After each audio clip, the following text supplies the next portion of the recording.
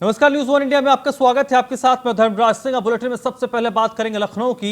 UP PCS में 77 तहसीलदारों की इस वक्त डीपीसी चल रही है। 2020 बैच के पीसीएस के प्रयागराज आयोग में इस वक्त डीपीसी चल रही है। नियुक्ति विभाग के अफसरों की टीम प्रयागराज में इस वक्त सक्रिय है और 71 तहसीलदार के बारे में बताया जा रहा है कि 71 तहसीलदार डिप्टी कलेक्टर बनेंगे।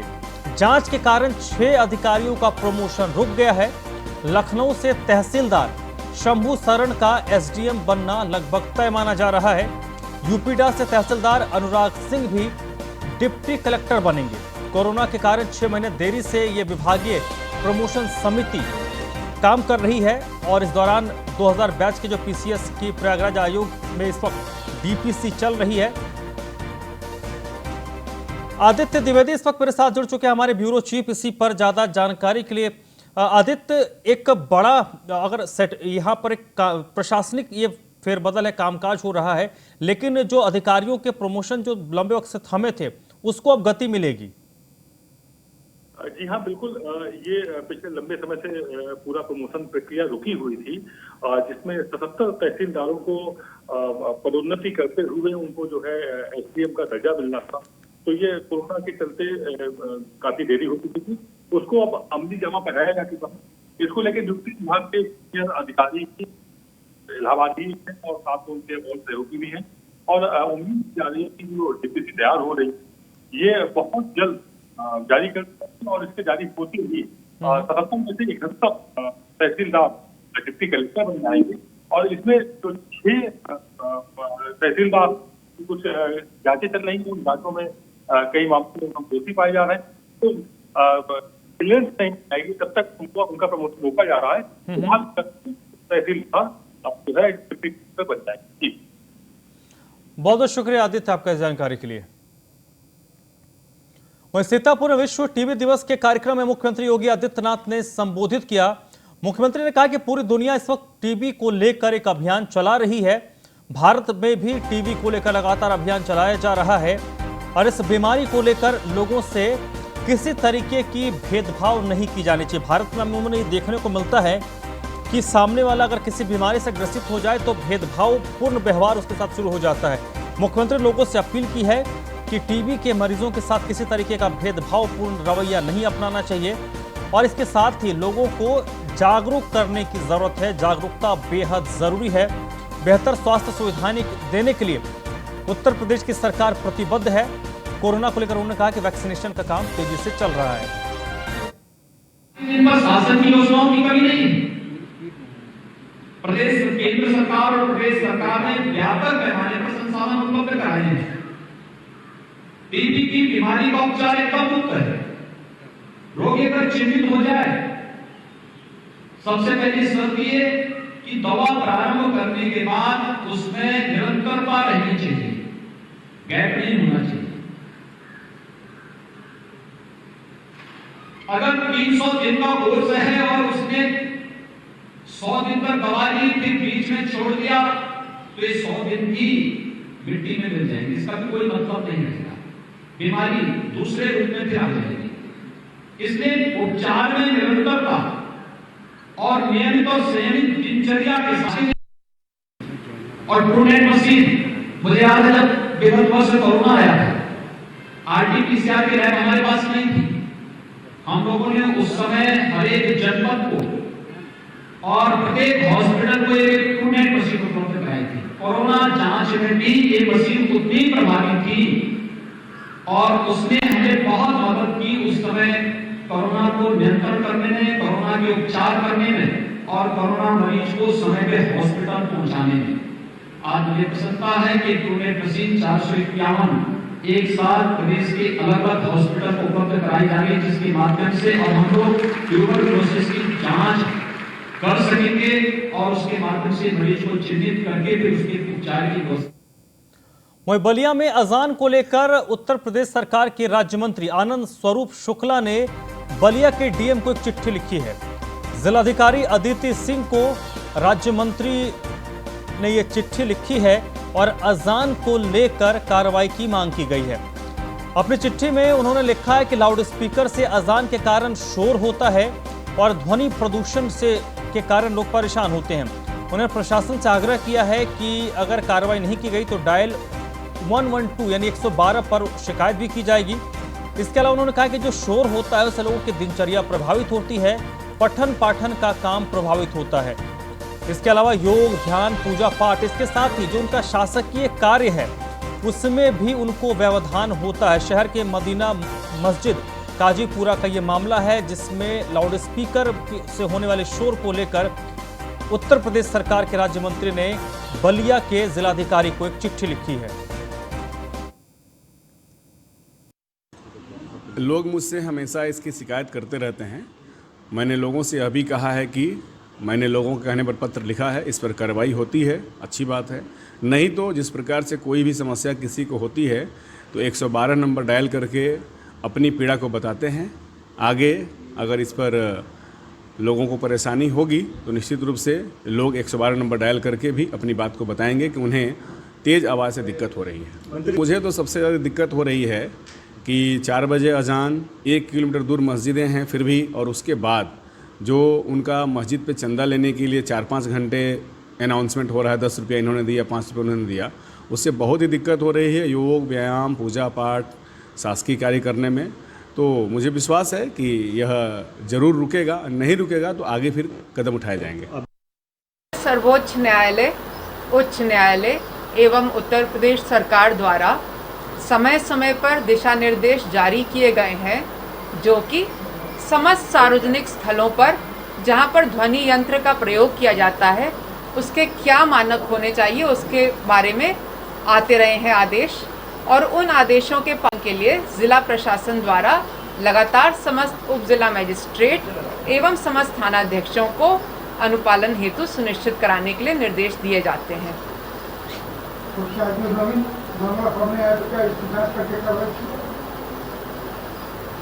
जो भी शिकायतें प्राप्त होती हैं उन सभी की जांच होकर उचित कार्रवाई की। अगली खबर गौतम बुद्ध नगर से है जहां पर न्यूज 1 इंडिया की खबर का बड़ा असर हुआ है। गौतम बुद्ध नगर में न्यूज 1 इंडिया की खबर का बड़ा असर हुआ है। बाइक और टैक्सी कंपनियों के खिलाफ जांच के आदेश दे दिए गए हैं। राजस्व को ये कंपनियां नुकसान पहुंचा रही थी, जिसके बाद डीएम गौतम बुद्ध नगर ने एडीएम को इस मामले की जांच सौंपी है। आरटीओ महकमे के द्वारा कार्रवाई नहीं करने पर डीएम ने एक्शन लिया है। गौतम बुद्ध नगर के डीएम हैं सुहास एलवाई, जिन्होंने इस मामले पर संज्ञान लिया है। और आपको याद होगा कि न्यूज 1 इंडिया ने इस खबर को प्रमुखता से प्रसारित किया था, जिसके बाद हमारी इस खबर का असर हुआ है।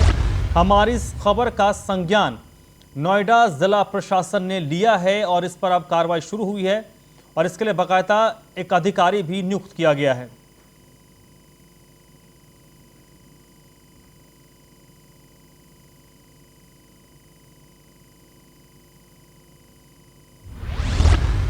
गाजियाबाद में ओला रैपिडो बाइक टैक्सी सर्विस का खेल चल रहा है और इस खेल के जरिए प्रदेश को राजस्व के तौर पर करोड़ों का चूना लगाया जा रहा है।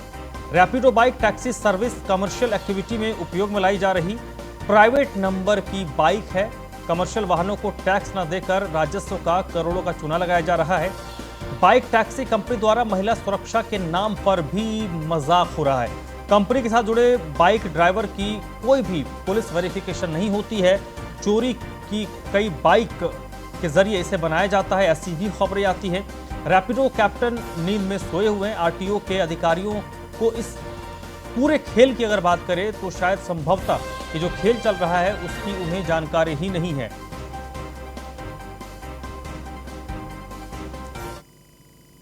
प्रोसेस है, गाड़ी के कागज होना चाहिए पूरे, आधार कार्ड, पैन कार्ड होना चाहिए, आरसी होनी चाहिए गाड़ी की, आरसी है, प्रदूषण है, इंश्योरेंस है, ड्राइवरी लाइसेंस। क्या जरूरी है कि वो आपके नाम से होनी चाहिए बाइक?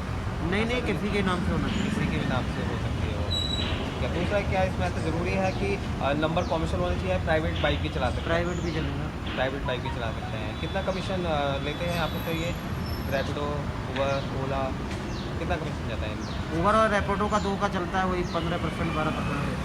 का प्रोसेस जाता है।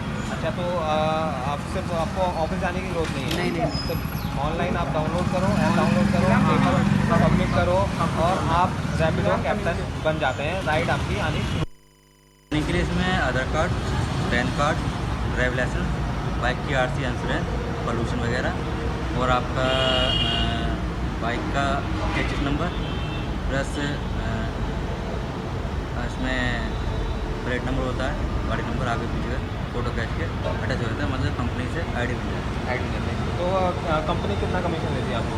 कंपनी इसमें समथिंग इनका राइडिंग के हिसाब से होता है, इसमें राइडिंग के हिसाब से कमीशन होता है। हाँ। तो ओला में क्या ऐसा ज़रूरी है कि आपके पास प्राइवेट व्हीकल हो या कॉमर्शियल नंबर हो, प्राइवेट ही चल जाएगा? इसमें तो फिलहाल में जो था स्टार्टिंग प्राइवेट ही चल गया, आपके प्राइवेट नंबर है तो प्राइवेट ही चल रही है। प्राइवेट चल रही है। ठीक है। दूसरा ये कि आर्ट ज़रूरी है कि इसमें बाइक हमारे नाम की हो तभी रजिस्ट्रेशन नहीं हो, है। किसी के भी नाम से भी हो। टैक्सी कंपनियां लगा रही हैं सरकार को करोड़ों का चूना। बात अगर हम ओला की करें या रैपिडो बाइक की करें, दोनों ही सर्विस प्रोवाइड कराती हैं, बाइक टैक्सी सर्विस प्रोवाइड कराती हैं। और जबकि नियम है कि अगर कोई भी व्हीकल हम यूज़ करते हैं, व्यापार में यूज़ करते हैं, बिजनेस में यूज़ करते हैं, तो उसका नंबर कॉमर्शियल होना चाहिए, उसमें एक अलग से टैक्स जाता है। लेकिन वहीं रैपिडो और ओला दोनों ही प्राइवेट बाइकें चला रही हैं, जिससे कि सरकार को करोड़ों का चूना लग रहा है। और बात अगर परिवहन विभाग की करें, आरटीओ विभाग की करें, तो वही आरटीओ विभाग आके मुँह बैठा हुआ है। इसमें भारद्वाज न्यूज़ इंडिया। हमीरपुर में भाभी ने पीट कर देवर की हत्या कर दी। इस हत्या से पूरे गांव में सनसनी फैल गई है। हमीरपुर की खबर है, जहां पर भाभी ने देवर को इतनी बुरी तरीके से पीटा कि उसकी मौत हो गई है। आरोपी भाभी ने परिजनों के साथ मिलकर अपने देवर की हत्या की है। फिलहाल घटना की जानकारी पर पुलिस मौके पर पहुंची है, शव को अपने कब्जे में लेकर जांच में जुट गई है। हमीरपुर के मोदहा थाना क्षेत्र के रिवन गांव का ये मामला है, जहां पर भाभी ने अपने परिजनों के साथ मिलकर अपने देवर की इतनी बुरी तरीके से पिटाई की कि इस पिटाई से देवर की मौत हो गई। घटना के बाद पुलिस मौके पर पहुंची और इस मामले की अब जांच पड़ताल कर रही है। शव को अपने कब्जे में पुलिस ने ले लिया है। गांव की बात करें तो गांव में इस हत्याकांड के बाद सनसनी मच गई है। फिलहाल यह स्पष्ट नहीं हो पाया है कि भाभी ने आखिरकार इस घटना को क्यों अंजाम दिया, क्यों उसने अपने देवर की हत्या की है।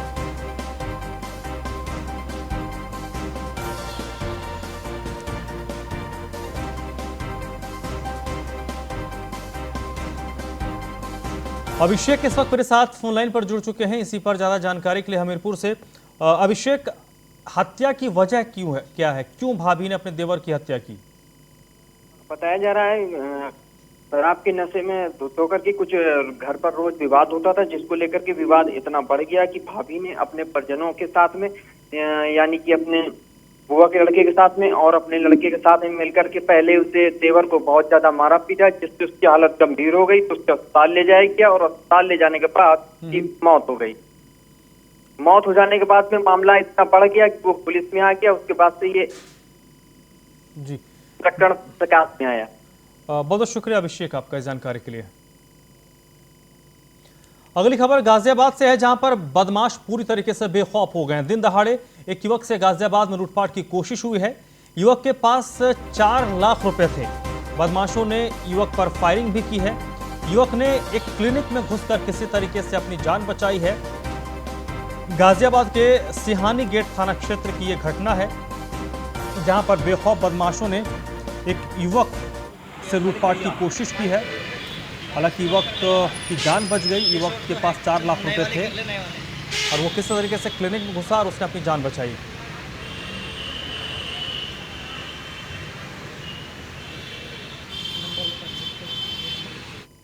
चलिए बढ़ते हैं आगे। बुलंदशहर से अगली खबर है, आरुषि गैंगरेप हत्याकांड के मामले में 3 आरोपियों को सजा सुनाई गई है। बुलंदशहर का ये आरुषि गैंगरेप हत्याकांड का मामला है, जो काफी चर्चित हत्याकांड था। इस मामले में तीनों आरोपियों को फांसी की सजा हुई है। पॉक्सो कोर्ट में इन तीनों के खिलाफ मामला चल रहा था और आरुषि के गुनहगारों को फांसी की सजा सुनाई। 2 जनवरी 2018 को इस बच्ची को अगवा किया गया था, फिर उसके साथ गैंगरेप किया गया था। गैंगरेप के बाद बच्ची की हत्या कर दी गई और 2 साल के बाद आरुषि को इंसाफ मिला है। वहाँ पर जो सीसीटीवी फुटेज है उसमें भी ये गाड़ी बार बार आती जा रही है, दिख रही है सफ़ेद रंग की। और स्पेशली इसका आइडेंटिफिकेशन हुआ है उसके पीछे जो अब्बासी बॉय लिखा हुआ है। तीनों मूल्यवान सिकंदराबाद के हैं। उनके जो पुलिस ने इन्वेस्टिगेशन में जो उनके बयान लिखे हैं उसमें उन्होंने ये कहा कि हमने तफरी के लिए इस लड़की को किडनैप किया और रेप किया, बाद में इसको खुलने की वजह से इसको मारा। मथुरा में होली का जश्न शुरू हो चुका है। मथुरा के साथ साथ बरसाना में भी होली का रंग शुरू हो चुका है। होली के रंग में पूरा मथुरा और उसका आसपास का क्षेत्र सराबोर है। बरसाना वासियों में होली का खुमार चढ़ा है और अबीर गुलाल के साथ रंगारंग प्रस्तुति भी जारी है। हमारी संवाददाता प्रिया राणा ने एक रिपोर्ट तैयार किया है, इस रिपोर्ट को देखिए। नंदगांव में लठमार होली की शुरुआत हो चुकी है। लगातार भक्तजन घूमते हुए नजर आ रहे हैं। अलग अलग यहाँ पर कार्यक्रम के आयोजन किए गए हैं। ठीक अगर पीछे देखेंगे तो लोग ढोल नगाड़ों के साथ यहाँ पर नाचते झूमते हुए नजर आ रहे हैं। लगातार सपेरों वाली बीन भी यहाँ पर बजाई जा रही है। अलग कार्यक्रम यहाँ पर आयोजित किए गए हैं। बहुत दूर दराज से लोग यहाँ आते हैं और नंदगांव की होली देखने के लिए उत्सुक रहते हैं। लगातार लठमार होली कल बरसाने में भी खेली गई थी। वहीं आपको एक खास बात यहाँ की बताना चाहूंगी कि कल नंदगांव से सखा जो है बरसाने में होली खेलने गए थे और आज बरसाने से जो सखियां हैं वो नंदगांव में होली खेलने के लिए आएंगी। वहीं इन गांवों की खास बात यह है कि इन दोनों गांवों के बीच में वैसे कोई रिश्ता नहीं रहता है।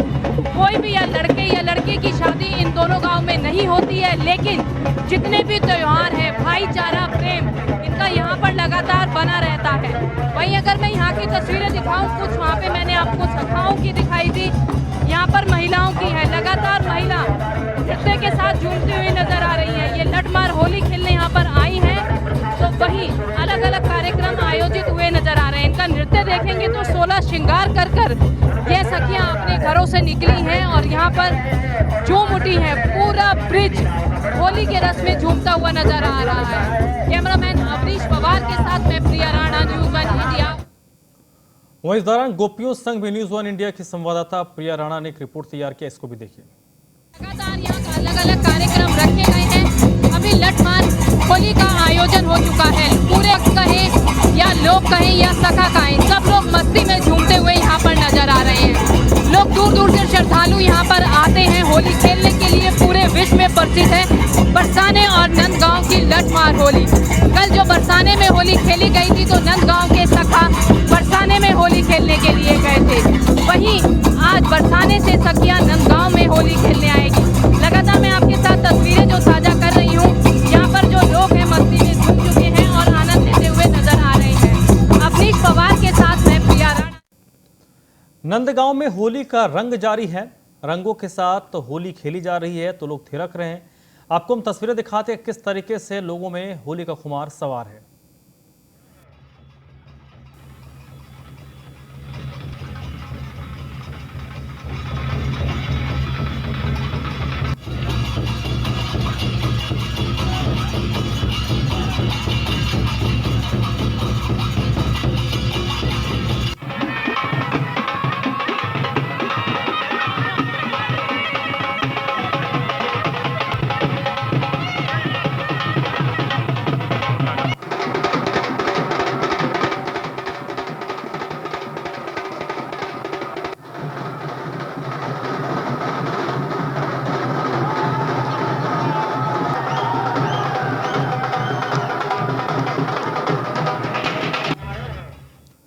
अगली खबर प्रयागराज से है, जहां पर अपराधियों पर योगी सरकार का हंटर लगातार जारी है। शराब माफिया के मकान को प्रशासन ने आज जमींदोज किया है। तो अपराधियों पर योगी सरकार का हंटर जारी है। बात प्रयागराज की करें तो यहां पर एक शराब माफिया के मकान को प्रशासन ने जमींदोज कर दिया। श्याम बाबू जायसवाल ये शराब माफिया बताया जा रहा है, जिसने एक अवैध बिल्डिंग बनाई थी। इस बिल्डिंग को आज प्रशासन ने जमींदोज कर दिया है। 2020 में जहरीली शराब के मामले में श्याम बाबू जायसवाल इस वक्त जेल में बंद है। एक्सक्लूसिव तस्वीर आपको दिखा रहे हैं प्रयागराज की, जहां पर योगी सरकार का बुलडोजर आज एक शराब माफिया के अवैध बिल्डिंग पर चला है। शराब कांड के बाद 2020 में जो शराब कांड हुआ तो उसके बाद ये श्याम बाबू जायसवाल जेल में बंद है और आज उसके अवैध संपत्ति पर प्रशासनिक बुलडोजर चला, उसकी बिल्डिंग को ध्वस्त किया गया। क्योंकि ये बिल्डिंग अवैध तरीके से बनाई गई थी।